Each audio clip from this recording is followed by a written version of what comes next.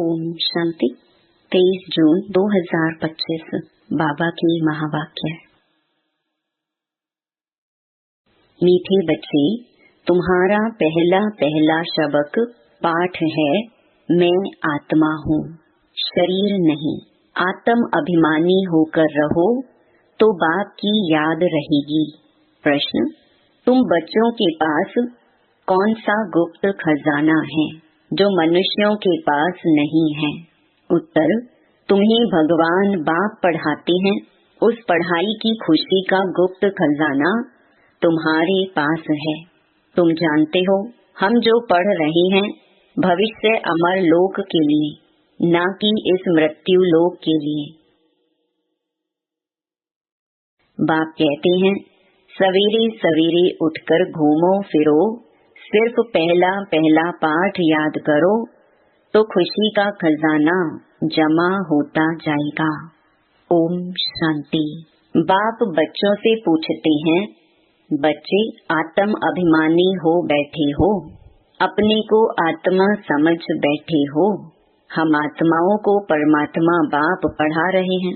बच्चों को यह स्मृति आई है, हम देह नहीं आत्मा हैं।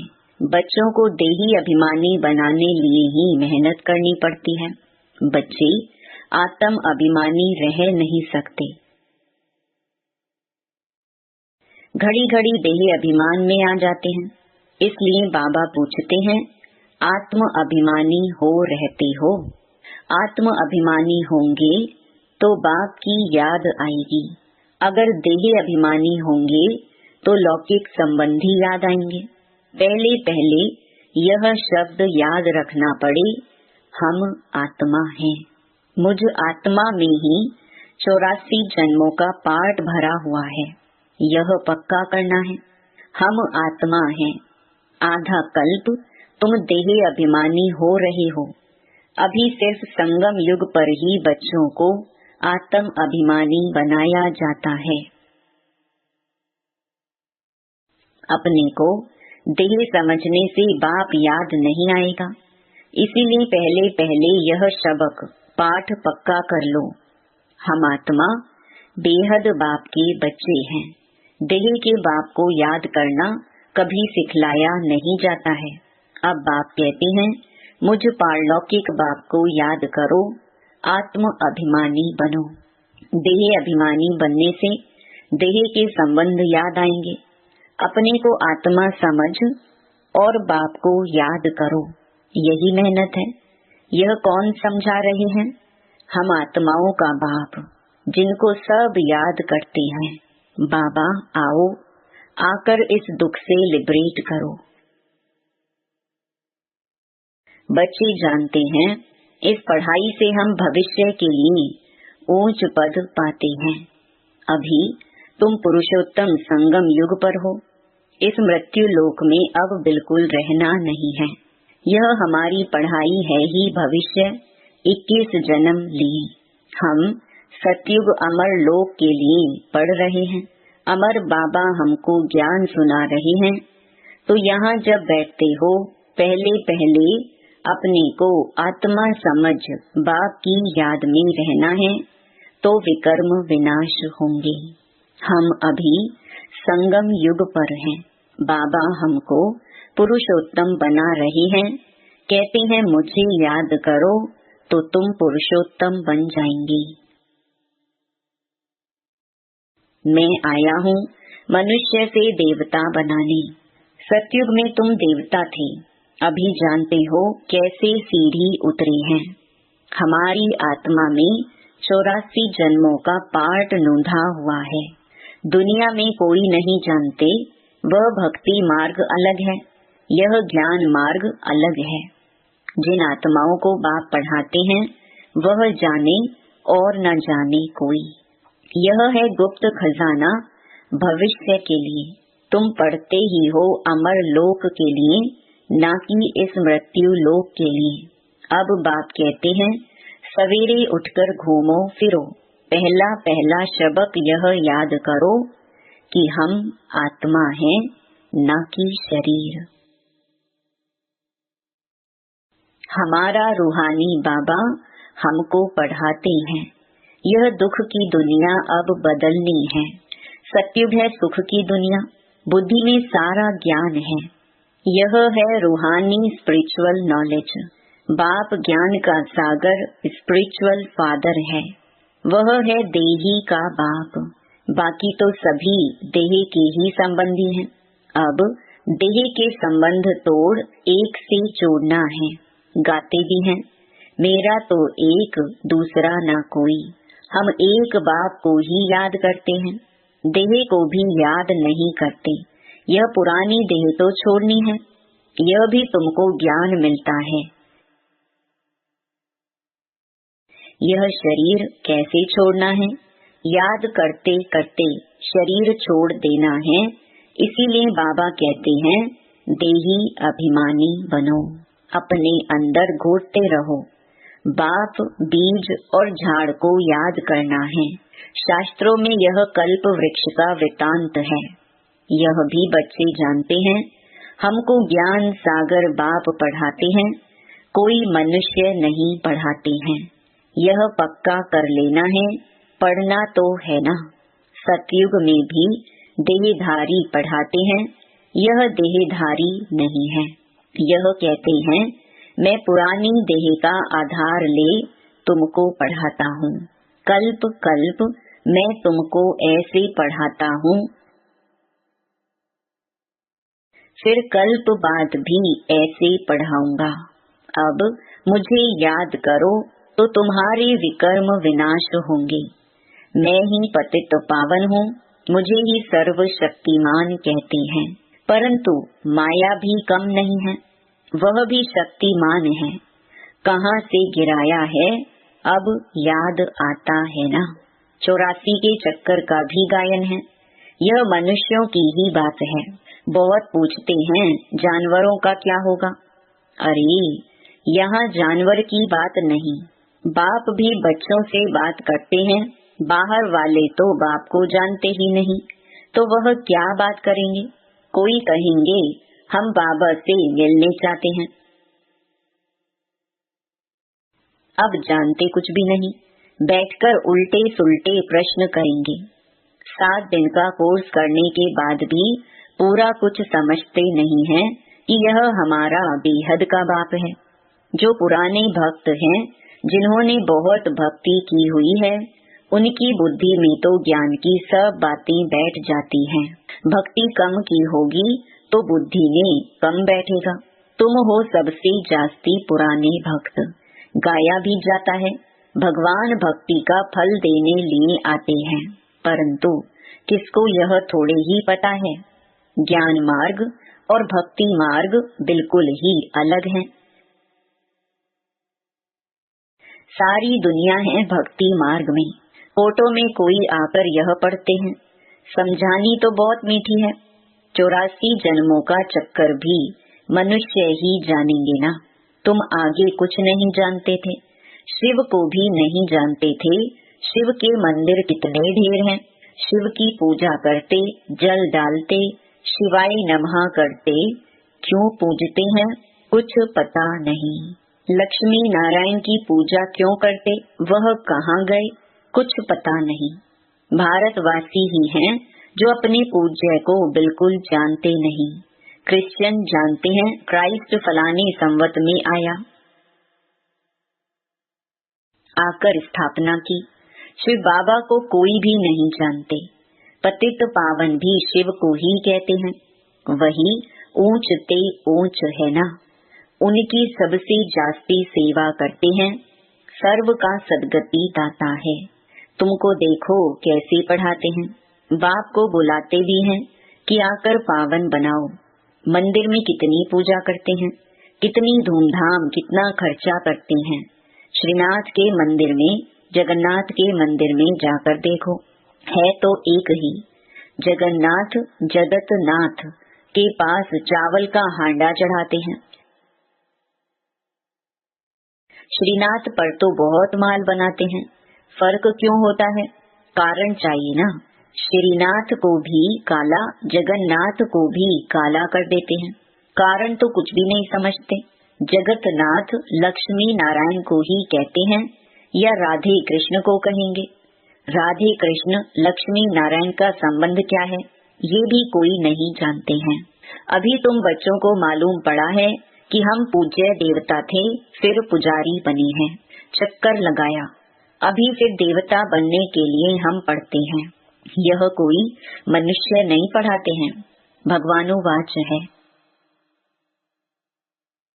ज्ञान सागर भी भगवान को कहा जाता है। यहाँ तो भक्ति के सागर बहुत हैं, जो पतित पावन ज्ञान सागर बाप को याद करते हैं। तुम पतित बने, फिर पावन जरूर बनना है। यह है ही पतित दुनिया, यह स्वर्ग नहीं है। वैकुंठ कहाँ है, यह किसको पता नहीं है। कहते हैं वैकुंठ गया, तो फिर नरक का भोजन आदि तुम उनको क्यों खिलाते हो? सतयुग में तो बहुत ही फल फूल आदि होते हैं, यहाँ क्या है? यह है नरक। अभी तुम जानते हो बाबा द्वारा हम स्वर्गवासी बनने का पुरुषार्थ कर रहे हैं। पतित से पावन बनना है। बाप ने युक्ति तो बताई है, कल्प कल्प बाप भी युक्ति बतलाते हैं। मुझे याद करो तो विकर्म विनाश होंगे। अभी तुम जानते हो हम पुरुषोत्तम संगम युग पर हैं। तुम ही कहते हो बाबा हम 5000 वर्ष पहले यह बने थे। तुम ही जानते हो कल्प कल्प यह अमर कथा बाबा से सुनते हैं। शिव बाबा ही अमरनाथ है, बाकी ऐसे नहीं कि पार्वती को बैठ कथा सुनाते हैं। वह है भक्ति। ज्ञान और भक्ति को तुमने समझा है। ब्राह्मणों का दिन और फिर ब्राह्मणों की रात। बात समझाते हैं, तुम ब्राह्मण हो ना, आदि देव भी ब्राह्मण ही था, देवता नहीं कहेंगे। आदि देव के पास भी जाते हैं, देवियों के भी कितने नाम हैं। तुमने सर्विस की है, तब तुम्हारा गायन है। भारत जो वाइसलेस था, वह फिर विशेष बन जाता है। अभी रावण राज्य है ना। संगम युग पर तुम बच्चे अभी पुरुषोत्तम बनते हो। तुम्हारे पर बृहस्पति की दशा अविनाशी बैठती है, तब तुम अमरपुरी के मालिक बन जाते हो। बाप तुम्हें पढ़ा रहे हैं मनुष्य से देवता बनाने के लिए। स्वर्ग के मालिक बनने को बृहस्पति की दशा कहा जाता है। तुम स्वर्ग अमरपुरी में तो जरूर जाएंगे, बाकी पढ़ाई में दशाएं नीचे ऊपर होती रहती हैं, याद ही भूल जाती हैं। बाप ने कहा है मुझे याद करो। गीता में भी है भगवानुवाच काम महाशत्रु है। पढ़ते भी हैं, परंतु विकार को जीतते थोड़े ही हैं। भगवान ने कब कहा? 5000 वर्ष हुआ। अब फिर भगवान कहते हैं काम महाशत्रु है, इन पर जीत पानी है। यह आदि मध्य अंत दुख देने वाला है। मुख्य है काम की बात। इस पर ही पतित कहा जाता है। अभी पता पड़ा है यह चक्कर फिरता है। हम पतित बनते हैं, फिर बाप आकर पावन बनाते हैं ड्रामा अनुसार। बाबा बार बार कहते हैं पहले पहले अल्फ की बात याद करो। श्रीमत पर चलने से ही तुम श्रेष्ठ बनेंगे। यह भी तुम समझते हो। हम पहले श्रेष्ठ थे, फिर भ्रष्ट बने, अब फिर श्रेष्ठ बनने का पुरुषार्थ कर रहे हैं। दैवी गुण धारण करना है, किसको भी दुख नहीं देना है, सबको रास्ता बताते जाओ। बाप कहते हैं मुझे याद करो तो पाप कट जाएं। पतित पावन तुम मुझे ही कहते हो ना। यह कोई को पता नहीं कि पतित पावन कैसे आकर पावन बनाते हैं। कल्प पहले भी बाप ने कहा था माँ मेकम याद करो। यह योग अग्नि है जिससे पाप दग्ध होते हैं। खाद निकलने से आत्मा पवित्र बन जाती है। खाद सोने में ही डालते हैं, फिर जेवर भी ऐसा बनता है। अभी तुम बच्चों को बाप ने समझाया है आत्मा में कैसी खाद पड़ी है, उनको निकालना है। बाप का भी ड्रामा में पार्ट है, जो तुम बच्चों को आकर देही अभिमानी बनाते हैं। पवित्र भी बनना है। तुम जानते हो सतयुग में हम वैष्णव थे, पवित्र गृहस्थ आश्रम था। अभी हम पवित्र बन विष्णुपुरी के मालिक बनते हैं। तुम डबल वैष्णव बनते हो। सच्चे सच्चे वैष्णव तुम हो। वह हैं विकारी वैष्णव धर्म के, तुम हो निर्विकारी वैष्णव धर्म के। अभी एक तो बाप को याद करते हो और नॉलेज जो बाप में है वह तुम धारण करते हो। तुम राजाओं का राजा बनते हो। वह राजाई बनते हैं अल्पकाल, एक जन्म के लिए। तुम्हारी राजाई है 21 पीढ़ी अर्थात फुल एज पास करते हो। वहाँ कब अकाले मृत्यु नहीं होगा। तुम काल पर जीत पाते हो। समय जब होता है तो समझते हो अब यह पुरानी खल छोड़ नई लेनी है। तुमको साक्षात्कार होगा। खुशी के बाजे बजते रहते हैं। तमो प्रधान शरीर को छोड़ सतो प्रधान शरीर लेना, यह तो खुशी की बात है। वहाँ 150 वर्ष आयु एवरेज रहती है। यहाँ तो अकाले मृत्यु होती रहती है, क्योंकि भोगी है। जिन बच्चों का योग यथार्थ है उनकी सर्व कर्मेंद्रियां योग बल से वश में होंगी। योग में पूरा रहने से कर्मेंद्रियां शीतल हो जाती हैं। सतयुग में तुमको कोई भी कर्मेंद्रियां धोखा नहीं देती हैं। कभी ऐसे नहीं कहेंगे कि कर्मेंद्रियां वश में नहीं हैं। तुम बहुत ऊंचते ऊंच पद पाते हो। इनको कहा जाता है बृहस्पति की अविनाशी दशा। वृक्षपति मनुष्य सृष्टि का बीज रूप है बाप। बीज है ऊपर में, उनको याद भी ऊपर में करते हैं। आत्मा बाप को याद करती है। तुम बच्चे जानते हो बेहद का बाप हमको पढ़ाते हैं। वह आते ही एक बार हैं अमर कथा सुनाने। अमर कथा कहो, सत्य नारायण की कथा कहो, उस कथा का भी अर्थ नहीं समझते हैं।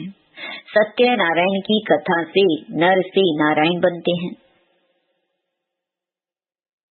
अमर कथा से तुम अमर बनते हो। बाबा हर एक बात क्लियर कर समझाते हैं। अच्छा, मीठे मीठे सिकिलधे बच्चों प्रति माता पिता बाप दादा का याद प्यार और गुड मॉर्निंग। रूहानी बाप की रूहानी बच्चों को नमस्ते। धारणा के लिए मुख्य सार। पहला, योग बल से अपनी सर्व कर्मेंद्रियों को वश में करना है। एक वृक्षपति बाप की याद में रहना है। सच्चा वैष्णव अर्थात पवित्र बनना है। दूसरा, सवेरे उठकर पहला पाठ पक्का करना है कि मैं आत्मा हूँ, शरीर नहीं। हमारा रूहानी बाबा हमको पढ़ाते हैं यह दुख की दुनिया अब बदलनी है। ऐसे बुद्धि में सारा ज्ञान सिमरण होता रहे। वरदान, हर खजाने को कार्य में लगाकर पद्मों की कमाई जमा करने वाले पद्मा पदम भाग्यशाली भवा। हर सेकंड पद्मों की कमाई जमा करने का वरदान ड्रामा में संगम के समय को मिला हुआ है। ऐसे वरदान को स्वयं प्रति जमा करो और औरों के प्रति दान करो। ऐसे ही संकल्प के खजाने को, ज्ञान के खजाने को, स्थूल धन रूपी खजाने को कार्य में लगाकर पद्मों की कमाई जमा करो, क्योंकि इस समय स्थूल धन भी ईश्वर अर्थ समर्पण करने से एक नया पैसा एक रतन समान वैल्यू का हो जाता है। तो इन सर्व खजानों को स्वयं के प्रति व सेवा के प्रति कार्य में लगाओ तो पद्मा पदम भाग्यशाली बन जाएंगे। स्लोगन, जहाँ दिल का स्नेह है वहाँ सबका सहयोग सहज प्राप्त होता है। अव्यक्त इशारे, आत्मिक स्थिति में रहने का अभ्यास करो, अंतर्मुखी बनो। अब ऐसे ट्रांसपेरेंट पारदर्शी हो जाओ जो आपके शरीर के अंदर आत्मा विराजमान है वह स्पष्ट सभी को दिखाई दे। आपका आत्मिक स्वरूप उन्हों को अपने आत्मिक स्वरूप का साक्षात्कार कराए। इसको ही कहते हैं अव्यक्त व आत्मिक स्थिति का अनुभव कराना। ओम शांति।